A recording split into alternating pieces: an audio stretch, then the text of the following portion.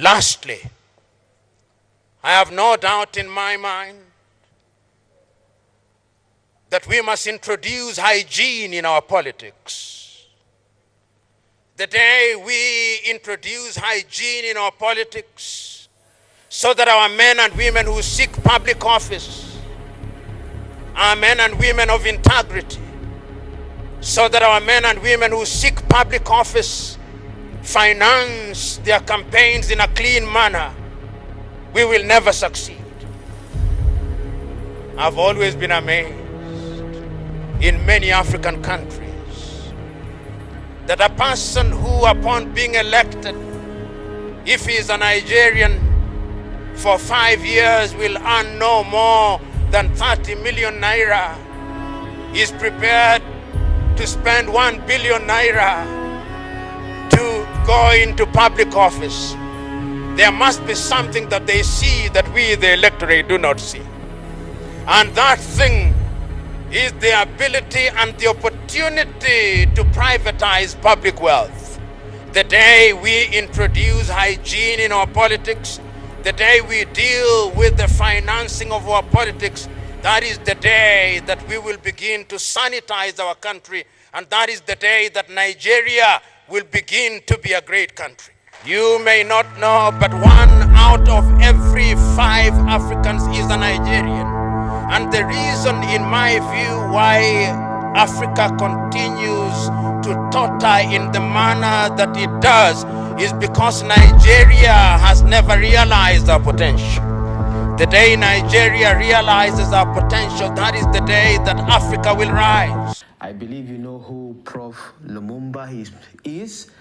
So I came across this video and I thought I could share it with you people because I think this is the kind of videos most of you like seeing. First, videos where maybe the creator doesn't get to talk too much, but second as well, videos like this that get to really address issues, of course, in Africa. Corruption has undermined and continues to undermine development in Africa. Both the ruling and opposition party are preparing for the primaries, but we know that people are stashing money to pay bribes to delegate to vote for them, including the ruling party, including the opposition party, and many of these parties. So how do people are not elected, or people don't win primaries because they are good, it's because they give money. And I said very well that I'm not going to give any kobo. If you will vote for me based on what I stand for, my ideology, my struggle, and what I desire to change in my society, that's fine. It is true that corruption is to be found in every society, but the reason why corruption in Africa must receive greater attention is because corruption in Africa continues to be pervasive and pernicious to the detriment of the continent. Many African countries would have realized great economic and political growth, but such growth has been stunted because of corruption. Today, many of us know that the 50-odd African countries combined have a GDP that is lower than many European countries such as Germany, Spain, France, and many others. And this is so because of corruption. Talking about the impact of corruption and governance in Africa, the Liberian president, with whom I agree, Johnson Sirleaf, says that Africa is poor because it is poorly governed. And those who have looked at Africa for a long time, including the famous South African who has advised Rwanda's government, Greg Mills, in his book, Why Africa is Poor and What Africa Can Do About It, have asserted that Africans are poor because their leaders have chosen that path. It therefore gladdens me that I have been invited to speak in the presence of elected leaders. It has also been said that one of the reasons why corruption thrives in Africa is because Africa is in the business of canonizing thieves and sanctifying and celebrating the wrong people while it vilifies our good men and women. It has also been argued that Africans are in the business of punishing small thieves and electing the big ones into public office.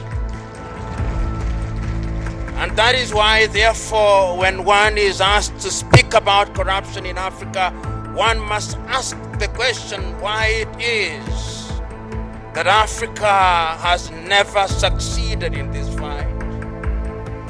I can't agree more that there is a place for legislation in Africa.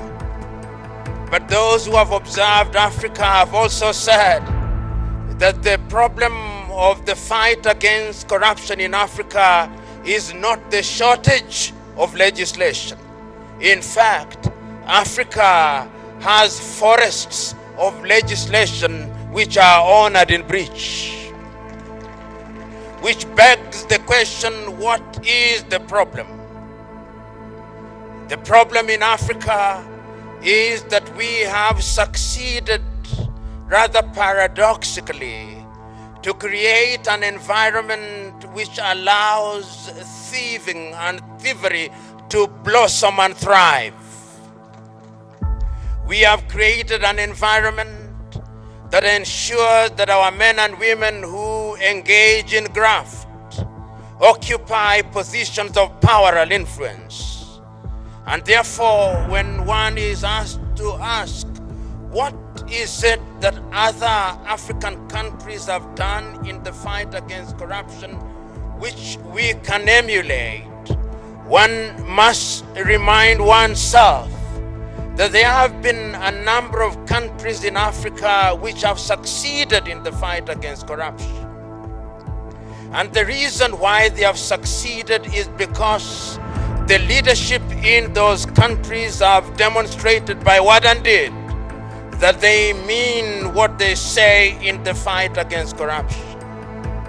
As I said a few minutes before, African countries are quick to sign international instruments that speak against corruption. If you look at the countries which were the first to ratify the UN Convention against corruption, African countries were in the forefront. If you look at the countries which were quick to adopt protocols that speak against corruption, African countries were in the forefront, and Nigeria was never far behind. If you look at the countries which adopted legislation against corruption, it is African countries. In other words, African countries have the inclination to sign anything on sight without doing what those things require and demand of them. So, it is not legislation in and of themselves. It is something else. It is the culture that we have evolved over the years in Africa of celebrating ill-gotten wealth. It is not the shortage of political pronouncements in many African countries. Those who occupy political leadership when they seek political office will invariably say that we are going to fight against corruption. But many times, in the fight against corruption, their understanding of it is that they should appear to be fighting corruption without actually fighting corruption. So the question that we must ask ourselves, what must we do, we who have the privilege and honor of serving our countries in the positions to which we have been elected, in order to salvage our countries from the chains of graft. There are those Afro-pessimists who hold the view that Africa will perpetually and eternally be mired in the muck and mire of corruption. But the truth is that African countries have demonstrated that it can be done. Countries such as Botswana. Botswana's President Mokgweetsi Masisi warned Sunday that his country could sever ties with diamond giant De Beers if talks to renegotiate a sales agreement prove unfavorable for his country. Botswana and De Beers have been trying to reach a new sales agreement since 2021, but talks have made little headway. Masisi's remarks, made at a rally of his ruling Botswana Democratic Party near the capital Gaborone, signal his country's frustrations with De Beers. Under the 2011 agreement, De Beers received 90% of the rough diamonds produced, while Botswana, Africa's largest diamond producer, received 10%. Speaking in both English and Tswana, Masisi called the 2011 agreement exploitative, saying the country was getting less than it should. Have demonstrated that when there is a committed leadership at the very top, corruption can be fought and can be fought successfully. Countries such as Mauritius have demonstrated that corruption can be fought. Countries such as Rwanda have demonstrated that corruption can be fought. And what they have demonstrated is that corruption is so serious a business that it cannot be left to the political class. They have demonstrated that corruption is so serious and ill that it cannot be conducted, the fight against corruption cannot be conducted on the basis of equivocal and vague political pronouncements or technicalities of procedure. They have demonstrated that sometimes there must be a deliberate conspiracy of institutions in order to fight corruption. They have demonstrated that the executive must positively and creatively conspire with the legislature, and that the legislature must conspire with the judiciary not to undermine those institutions but to strengthen those institutions. And I hold the view that it can be done and it must be done, because if it is not done, many African countries will never realize their potential. It has also been demonstrated by those countries that in order to fight corruption, there must be collaboration of a continental nature. And it is not lost on me that the African Union has brought to pass the African Convention for Combating and Preventing Corruption, which is a continental instrument that allows African countries to participate in the fight against corruption through collaboration. And it can be done through regional efforts. In the ECOWAS region, the ECOWAS environment provides an opportunity for Nigeria and the countries in this part of the world an opportunity to engage in the fight against corruption in a positive manner. It has never been lost on me that the day Nigeria rises, that is the day Africa rises. You may not know, but 1 out of every 5 Africans is a Nigerian.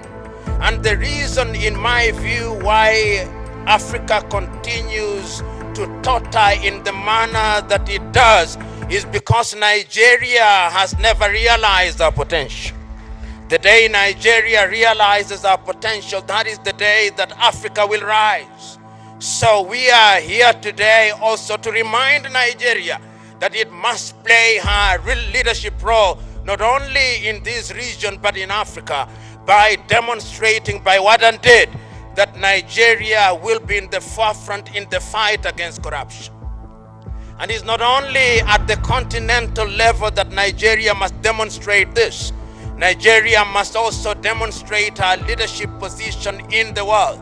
The United Nations Convention Against Corruption provides several opportunities which can be exploited by members states, including Nigeria, to ensure that funds that have been ill-gotten are repatriated, and the men and women who engage in such unconscionable and harmful behavior are punished in accordance with the law, that the world may know that if you reap where you have not sown, there are consequences to it. It is also important to create an environment that is hostile for people to participate in corruption. There was a time when I believed that procurement laws in and of themselves were a magic wand, which upon being waived would eliminate corruption in the civil service. But over the years, I've come to realize that procurement laws only allows people to steal in accordance with the law, and that therefore do not be under the impression that laws in and of themselves will solve the problem. As a young boy, I read the great Nigerian writer Chinua Achebe, who said that since men have learned to shoot without missing, a naked bird has learned to fly without perching.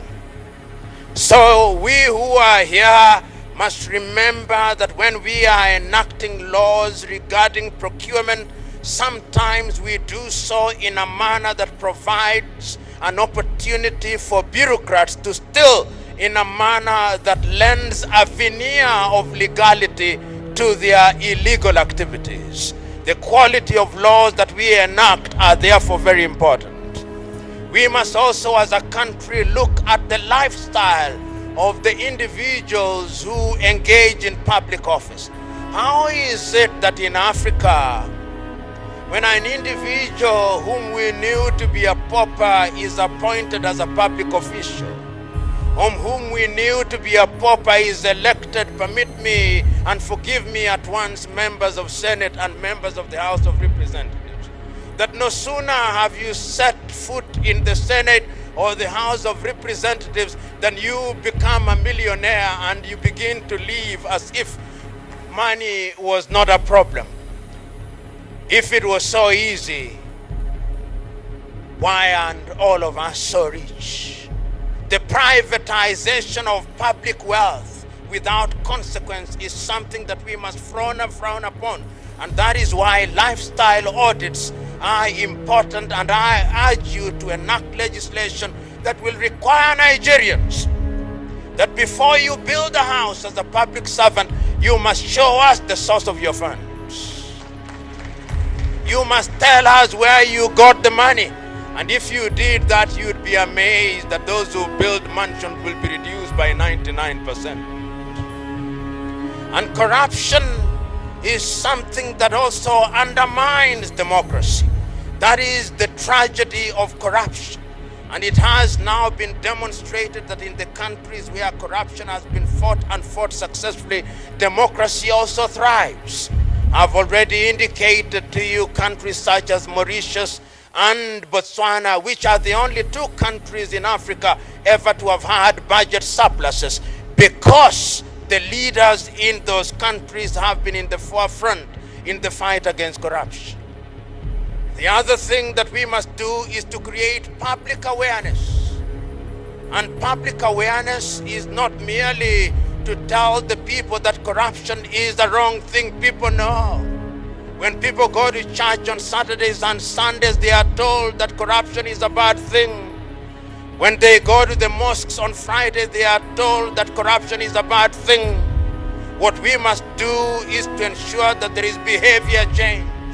And throughout history, it has been demonstrated that men only change their behavior when there is a threat of pain, the pain of deprivation or the pain of imprisonment. We must therefore ensure that those who engage in corruption are punished, and punished in accordance with the law. I was also asked to organize jointly with you, as I now do, what are the challenges that stand in our way in the fight against corruption? In a multi-ethnic, multinational country such as Nigeria, as indeed are many African countries, the fight against corruption is even more difficult. A friend of mine, in an attempt to rationalize corruption, once said, "How is it that fish can swim in the ocean without water getting into its mouth?" And I said, "What do you mean?" He said, "When you work in the public service, how is it that you cannot take a little out of the public service?" And I told him, "You are not a fish, and if you are a fish, close your mouth when you are swimming." And he also told me, "How can you be tethered around a tree and you do not graze on the grass that is around there?" I said, "You are not a cow, and even if you are, remember that the grass does not belong to you." There is no shortage of attempts at rationalizing corruption in Africa, and there is no way in which we are going to fight corruption without changing people's behavior. My prescription is that we must realize that those who engage in corruption belong to a different cadre of people, and that they must never be owned. The culture in many African countries that if a thief is from your tribe, you say, "Yes, we know he's a thief, but he's our thief." Must stop. There is ownership of thieves because they come from our ethnic groups, or they come from our social class, or they come from our religious circle, is one of the things that undermines the fight against corruption in many parts of Africa. We must therefore create an environment where those who engage in graft do not have places of refuge in their ethnic groups. We must not create an environment where when we punish people because they have engaged in graft, we then give them protection because they come from our tribes. It is a problem that is going to persist in a country such as Nigeria, but it is only through the legislature, which comprises people from all parts of Nigeria, that we can ensure that these thieves are not given the oxygen to breathe so that they can suffocate through their iniquities. Ladies and gentlemen, the fight against corruption is one which one can talk about for a long time. But when one is speaking in the presence of the Vice President of the Federal Republic of Nigeria, one ought to measure one's words. One only ought to say the things that ought to be said. And therefore, as I draw to the conclusion of my presentation, there are a number of things that I think are critical in the fight against corruption in the manner that it has been demonstrated in different parts of the world. The first thing that we must do is that we must strengthen institutions. Institutions are at the very heart of the sustained fight against corruption. Your President, His Excellency Muhammadu Buhari, is on the right path. He has given us a clarion call. He is now recognized the world over as one of the chief fighters against corruption. But I can tell you that no matter how well intentioned he is not going to succeed unless you support him as the legislators. He is not going to succeed unless the institutions are strengthened. And in any event, the maximum he can stay in office is 2 terms. And let me tell you one thing about those who engage in graft. They have the patience that is amazing. If they can sleep quietly for 8 years, only to emerge as greater monsters in the 9th year. And therefore, what we must do is to create institutions that defy time. Those institutions must be institutions that are recognized by the law. If it is the institution of parliament, it must stay strong. If it is the institution of the judiciary, it must be purged of the men and women who engage in graft. If it is the institution of the executive, it must be strengthened. If it is the EFCC, it must be strengthened. If it is the civil society, it must be strengthened. It is only institutions that defy time that will ensure that we succeed in the fight against corruption. The second thing that we must do is that we must have a raft of laws which ensure that those who want to do things that are detrimental to the society are punished, and punished swiftly in accordance with the law, and they are not allowed to be unleashed to the unsuspecting public. And I am happy to note that our representatives from Europe are here. For a long time, Africans who stole from Africa had safe havens in Europe. It is my joy that even Europe now is beginning to close the doors. Under the World Bank, we have mutual legal assistance if we can ensure that those avenues are closed so that they cannot keep their money away.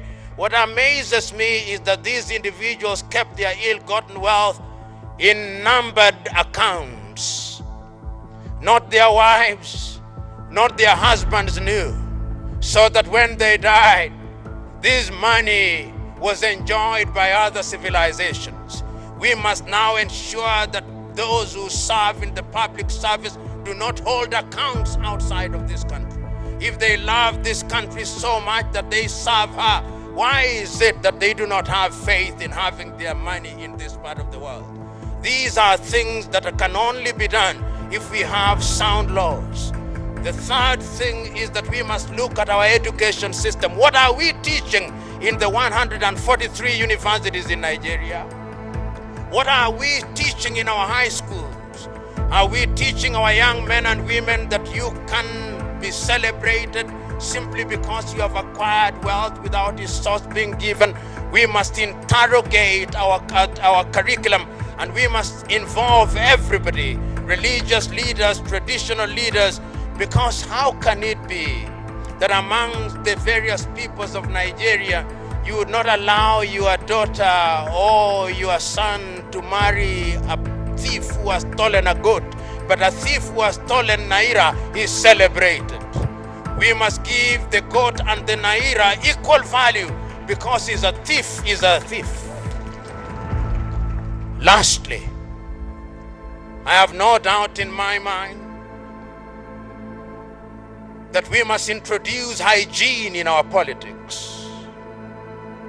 The day we introduce hygiene in our politics, so that our men and women who seek public office are men and women of integrity, so that our men and women who seek public office finance their campaigns in a clean manner, we will never succeed.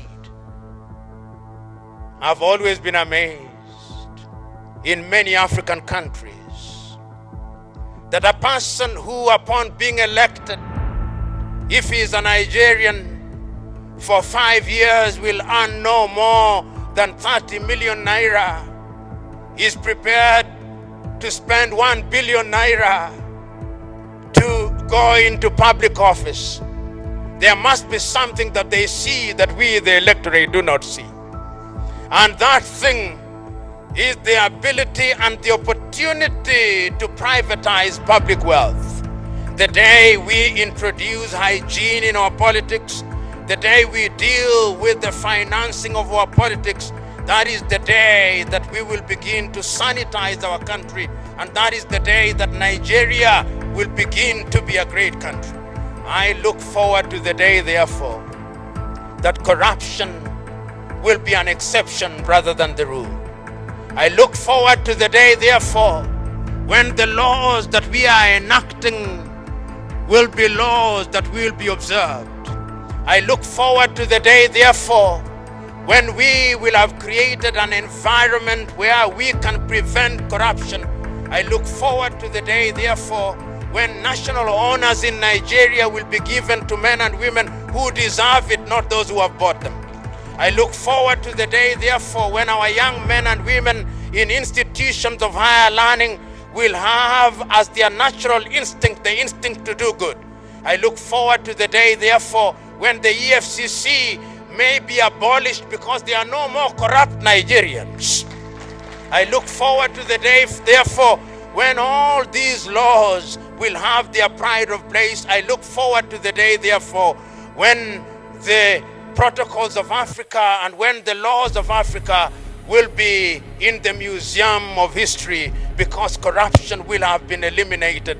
I look forward to the day when we will be able to say, like the man in the Bible, corruption where is thy sting? Corruption, where is thy sting? It was the time I was giving money to go and share. Every party shared money. In my party, we shared a lot of money. And so I was given certain millions to go and share. And I'm on national TV, so I'm saying the truth. The major parties give money to police every election. All the major parties. INEC collect their own. SSS collect their own. Civil defense collect their own. Area boys collect their own. Now, I had to give money to area boys. Some area boys that were not even in support of my party. But you have to give this money to them because, okay, if you are not in my support, don't work against me.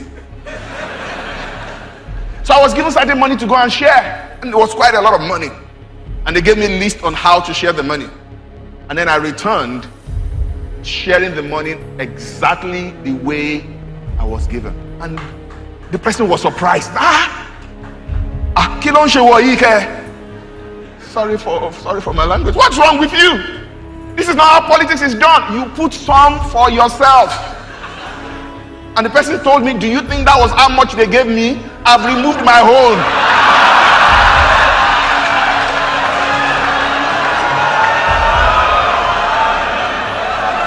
But I said to the person, I said, if you send me 10 times, I will do the same thing 10 times.